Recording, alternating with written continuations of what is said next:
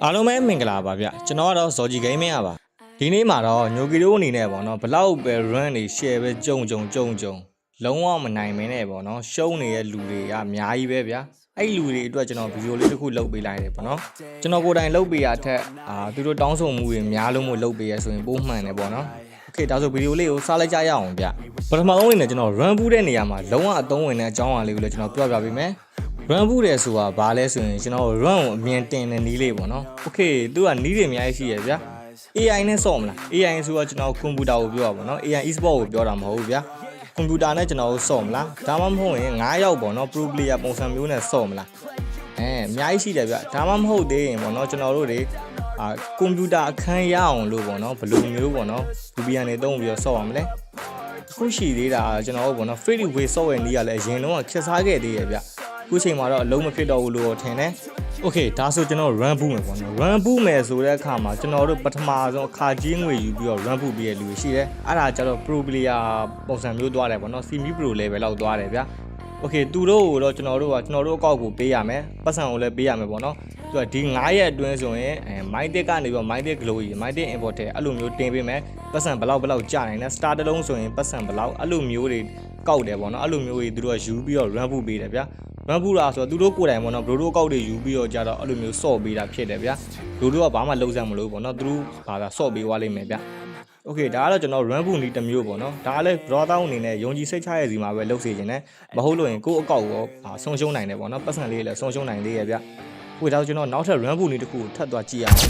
်အခုတခါ run ပူမဲ့ပုံစံအကြောင်းကျွန်တော်ဘယ်လိုပုံစံလဲဆိုရင်ကျွန်တော်အဲ့လိုမျိုးပေါ့နော် upgrade တစ်ခုလာတိုင်းမှာ patch note တွေပါလေးတခြားလေးဖတ်ပေးဗျာပြီးရင်ကျွန်တော်ဘယ် hero တွေက nap ထားတယ်ဘယ် hero တွေက bat ထားတယ်ပေါ့နော် bat ထားတဲ့ hero တွေကိုလုံးဝကင်တင်တယ်ဗျာပြီးရင်ကျွန်တော်တို့ပေါ့နော် solo မစော်ဘဲနဲ့ကျွန်တော်5 party စော်တာပိုကောင်းလိမ့်မယ်တကယ်တမ်းဆိုကျွန်တော်5 party စော်တာဆိုတိတ်သဘောမကျဘူးဗျာ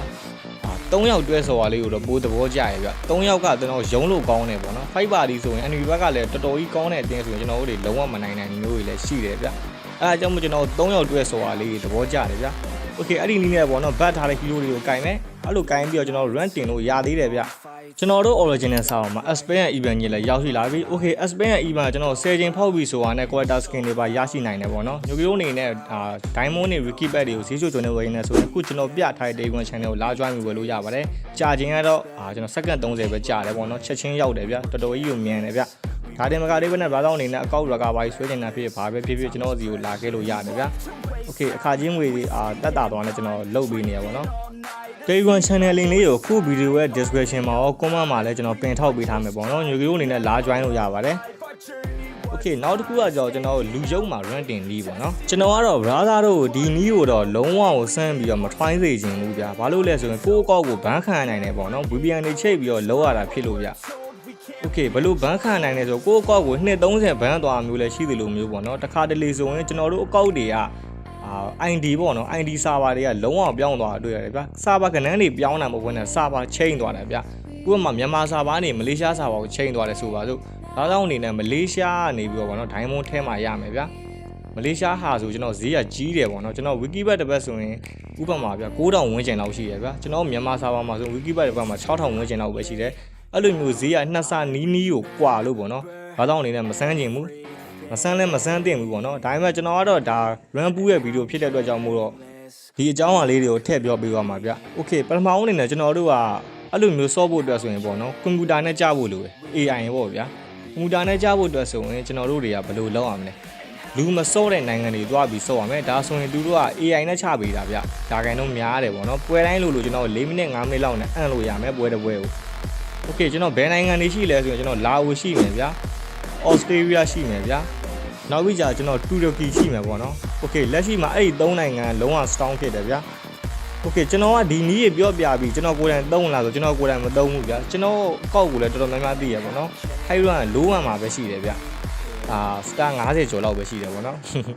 star 50ကျော်ကျွန်တော်မတော်တော်နဲတယ်ပေါ့ဗျာအဲဆိုကျွန်တော် game ကို share ပေါ့နော်တဲကြီးမကြီးစော့အောင်ကျွန်တော်အဲ့လောက်ပဲရောက်တယ်ဗျာ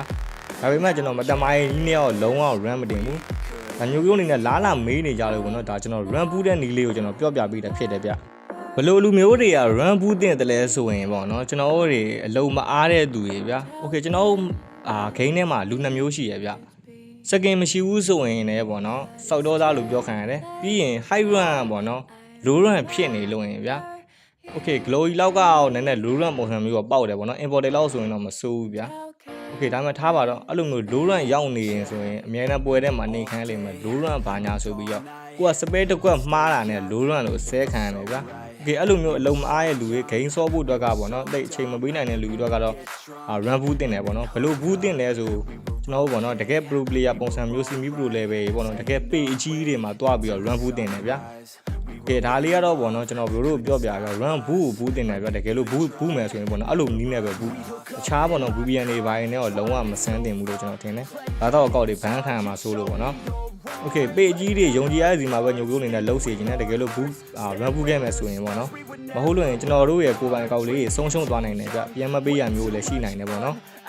okay ကျွန်တော်ရဲ့ဒီနေ့ဗီဒီယိုလေးတော့ဒီလောက်ပါပဲဗျအားလုံးဆုံးနေကြည့်ရှုပေးကြလို့ကျေးဇူးအများကြီးတင်ပါတယ်ဗျ